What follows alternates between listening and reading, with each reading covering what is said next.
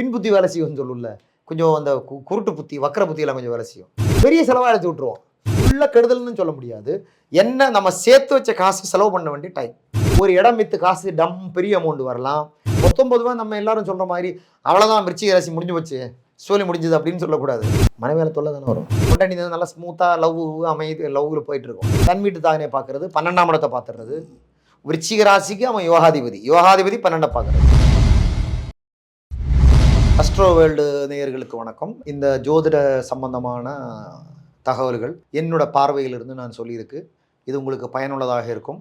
வணக்கம் சார். வணக்கம் வணக்கம். அந்த குரு பயிற்சி எல்லாரும் எதிர்பார்த்துட்டு இருந்தான். அவளோட விருச்சிக ராசி, விருச்சிக ராசிக்கு குரு பயிற்சி, விருச்சிக ராசிக்கு யோகாதிபதி கரெக்டாக 2-5 கூடியவன். விருச்சிக ராசிக்கு மிக யோகாதிபதி குரு. இவ்வளோ நாள் 7ஆம் இடத்துலேருந்து தன் ராசியை பார்த்து ஜம்முன ஜோராக இருந்திருக்கோம். இப்போ 8ஆம் இடத்துக்கு போயிட்டார். 2-7 கூடியும் 8ஆம் இடத்துல இருப்பான். இப்போ 2-7 கூடியும் 8ஆம் இடத்துல போனால் என்னென்னா காசு ஜாஸ்தி கொஞ்சம் செலவாகும். 8ஆம் இடம்ன்றதுனால அப்படி ஒன்றும் கிடையாது. காசு செலவாகும், ஆனால் காசு வருமானம் இருக்கும். ஏன்னா 2ஆம் வீட்டை தான் பார்க்குறாங்க. வச்சு 2 கூடியும் 2 பார்த்துடுறேன். அப்போ வருமானமும் வரும், செலவும் ஜாஸ்தி இருக்கும். இப்போ வருமானம் மட்டும் வந்துட்டு இருந்தேன். 2 கூடியும் ஜென்மத்தை பார்த்துட்டு இருந்தேன். வருமானம் மட்டும் வந்துட்டு இருந்தேன். இப்போ வருமானம் சம்பாதிக்கிற மாதிரி செலவும் பண்ணுவாங்க. 2 கூடியும் 8க்கு போனால் செலவு ஜாஸ்தி, அவ்வளோதான். பஞ்சமாதிரி கையில் நிற்காது. அப்போ கல்விக்காண்டி வெளியூர் போகலாமா? கல்விக்காக வெளியிட்டு போகலாம், வெளிநாட்டு பயணங்கள் செய்யலாம், முதலீடுகள் செய்யலாம். இல்லை, இப்போ இந்த நேரத்தில் அவங்க எதனா பரீட்சை எழுதுனாங்க, கவர்மெண்ட் பரீட்சை எழுதுனாங்கன்னா அதை வெற்றியை கொடுக்குமா சார்? ஏன்னா இப்போ கல்வி ஸ்தானாதிபதியான குரு 8ஆம் இடத்துக்கு போய் மறைகிறாருன்னு சொல்லி சொல்கிறாங்கல்ல ராசிக்கு. 8ஆம் இடத்துக்கு போய் மறைஞ்சா கூட அது 12 பார்த்துடுறேன். 2 கூடியும் 12 பார்த்தா என்னாச்சு? அது ஒரு விதமான உனக்கு ஒரு ஞாபக சக்தியை தூண்டி விட்டுருமா? ஞாபக சக்தி தூண்டி விடுறது மட்டும் இல்லை, ஒரு விதமான ஒரு எழுச்சியை கொடுக்கும்ல. அப்போ உனக்கு ஒரு பெரிய சிக்கல் இருந்துகிட்டே இருக்கும். அந்த சிக்கலுக்கு ஒரு விடுதலை தானே. உதாரணம், ஒரு பரீட்சை எழுதி பாஸ் ஆகாமல் இருந்திருக்கும், அங்கே விடுதலை கிடைக்கலாம். இப்போ அரியர்ஸ் வச்சுருப்பாங்க, அரியர்ஸ் வச்சுருக்கோம், அது பாஸ் பண்ணலாம். ஏன்னா 5 கூடிய புத்தி ஸ்தானாதிபதி அவன் தான். 8லேருந்து கரெக்டாக 12 பார்த்துடுறேன். அப்போ புத்தி கொஞ்சம் வேலை செய்யும், பின்புத்தி வேலை செய்யும்னு சொல்லும்ல, கொஞ்சம் அந்த குருட்டு புத்தி வக்கர புத்தியெல்லாம் கொஞ்சம் வேலை செய்யும். அப்போ அந்த மாதிரி பழைய ஏற்கனவே பெயிலான விஷயங்களை எடுத்து பண்ணலாம். இதெல்லாம் அது வந்து ப்ளஸ்ஸாக தான் அமையும். பட் என்னென்னா பொருளாதாரத்தை மட்டும் கொஞ்சம் இவனுக்கு செலவு ஜாஸ்தி வந்துடும். ஆடம்பர செலவுகள் பண்ணாமல், ஆடம்பர செலவு இருந்தாலும் சரி, எதிர்பாராத செலவு இருந்தால் ஒன்றும் இல்லை. வீட்டு நல்லா அதை திரும்பி வந்தால் வந்து வீட்டில் பைப் உடஞ்சி போயிடும், அது ஒரு செலவு தானே. கார் நல்லா இருக்குன்னு தெரியும் தான் பார்த்தா இது ஜாம் ஆகிடும், என்ஜின் ஜாம் ஆகிடும். அந்த மாதிரி பெரிய செலவாக எடுத்து விட்ருவோம். ஏன்னா 5 கூடியும் தானே 8ல் இருக்குது. அப்போ உங்களோட சம்பாத்தியத்தை தான் செலவு பண்ண வேண்டியிருக்கும். நார்மலாக சொல்லுவாங்க, விருச்சிக ராசிக்கு 8ல் குரு போகிறோம், ஐயோ அவ்வளோதான் நீங்கள் முடிஞ்சு வச்சு அப்படின்னு சொல்லுவாங்க. எல்லாரும் பயப்படுறதுக்கு ஒரு தைரியமான பதில் தேவை. ஆமாம், அந்த தைரியமான பதில் என்ன? உங்களுக்கு பிரச்சனைன்றது 2-5 கூடியவன், 2ஆம் இடம் தனம், 5ஆம் இடம் டெபாசிட்டு. இல்லைன்னா பொத்துற பசங்க இருக்குல்ல, பசங்க ஏதாச்சும் தொல்லை இல்லை, பணம் செலவு இழுத்து விட்டுருவான். திடீர்னு பார்த்தா பையன் சொல்லும், எனக்கு புது கார் வாங்கி கொடு, இல்லைன்னா புது வண்டி வாங்கி கொடு, இல்லை புது மொபைல் வாங்கி கொடு, இல்லை நான் ஒரு கோர்ஸ் புதுசாக படிக்கணும். எல்லாம் செலவு தானே. இல்லை இந்த காலேஜ் விட்டு வேறு காலேஜ் மாறணும், இந்த காலேஜ் எனக்கு பிடிக்கல, இல்லை எனக்கு வந்து இப்போ பொம்பளை பிள்ளை கல்யாணம் பண்ணோன்னா அந்த நிறைய நகை நட்டு போடணும். இதெல்லாமே இந்த விருச்சிக ராசிக்கான ஒரு அமைப்புகள் தான். அதனால ஃபுல்லாக கெடுதல்னு சொல்ல முடியாது. என்ன நம்ம சேர்த்து வச்ச காசு செலவு பண்ண வேண்டிய டைம். அது யாரால? குடும்பத்தால், குழந்தைகளால், படிப்பால். குலதெய்வத்துக்கு செலவு பண்ணலாம், குலதெய்வத்துக்கு சேவை பண்ணலாம், கும்பாபிஷேகம் பண்ணலாம், குலதெய்வத்துக்கு வந்து நம்ம புடவை வாங்கி சாத்தலாம். இதெல்லாம் நல்லது, பரிகாரம்னு கூட சொல்லிக்கலாம். 5 கூடி 8க்கு போனதுனால செலவு பண்ணுறது விரயத்துக்கு சுப விரயம்னு சொல்லலாம். அப்போ சுப விரயம் பண்ணலாம். இப்போ புச்சாலித்தனமாக என்ன பண்ணுவோம், சுப விரயம் பண்ணலாம். கோவில்களுக்கு செலவு பண்ணலாம், வீடு ரெனோவேஷன் பண்ணலாம்.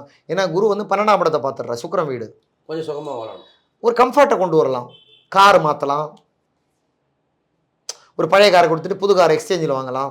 இதெல்லாமே வந்து இந்த நல்லா மாற்றி செலவு பண்ணிட்டு, அதாவது சுபவரை வந்து பேர். அதுக்கு நீ செலவு பண்ணாமல் வச்சுட்டு இருந்தா உனக்கு செலவு இழுத்து விட்டுருவோம்.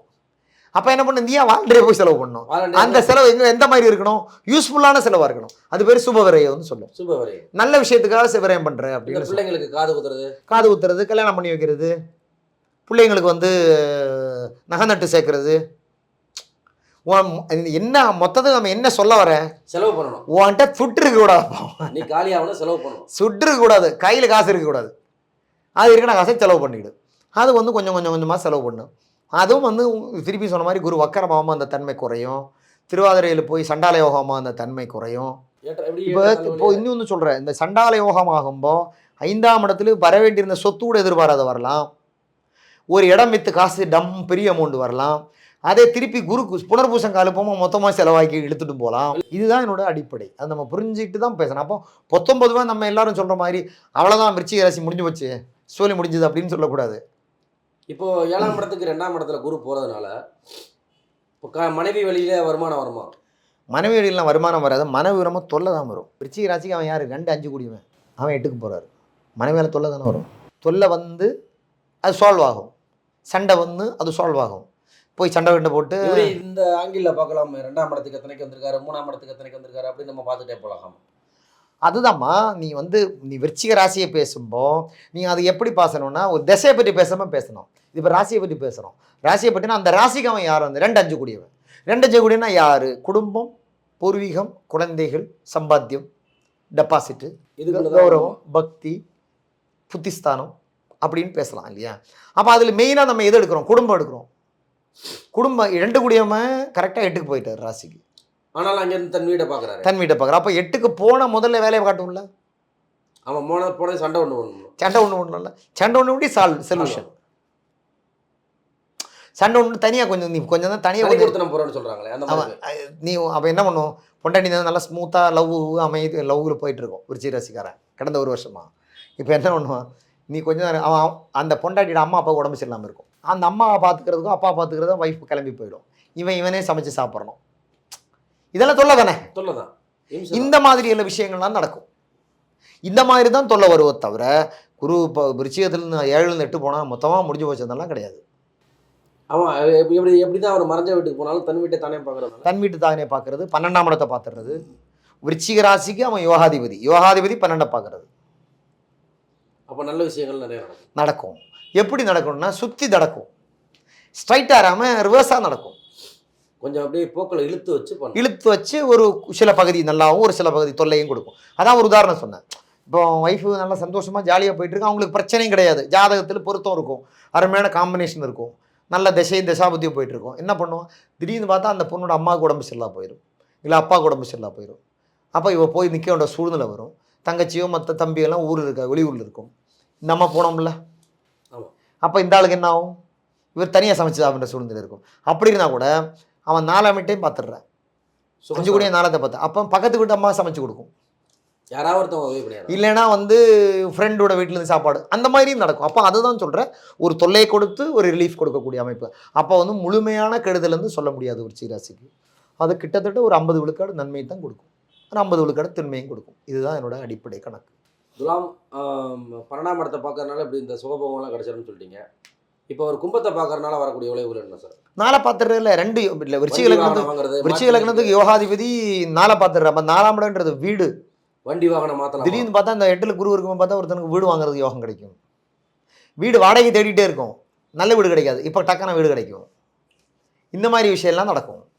அப்போ வீடு வாகனம் மாற்றுறதுனா மாற்றிக்கலாம். ஆமாம், 4ஆம் இடம் ரொம்ப முக்கியமான இடம் இல்லையா? 5 கூடிய 4 பார்க்குறதில்ல, அது ப்ளஸ் இல்லையா? ஸோ அது அப்படி எடுத்துக்கலாம். அது முழுக்கையாக கெடுதல்னு சொல்ல முடியாது.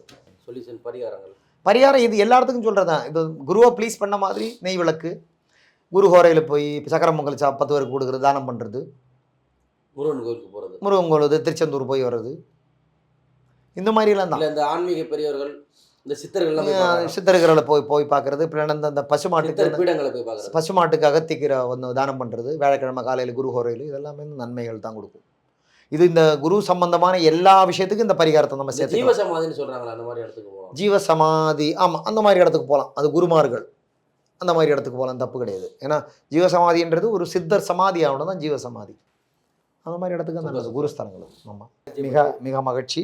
எல்லோரும் நல்லாமல்ல இறைவனை வேண்டு வழங்கி வாழுங்கள். அன்பே சிவம், சிவாயர்கள் எல்லோருக்கும் வருகிட்டுன்றது என்னோட தாழ்மையான வேண்டுதல். சிவாயனமா. நிறைய பேருக்கு பயனுள்ளதாக இருக்கும். நிறைய பேர் இதை பற்றி விமர்சனம் பண்ணும், அதை பற்றி நமக்கு கவலை இல்லை. நமக்கு பயனுள்ளதாக இருந்தால் அப்படி தோணுச்சுன்னா 10 பேருக்கு ஷேர் பண்ணுங்கள், 10 பேர்கிட்ட தகவலை சொல்லுங்கள். இந்த சேனல் மேலும் மேலும் சிறக்க வாழ்த்துக்கள்.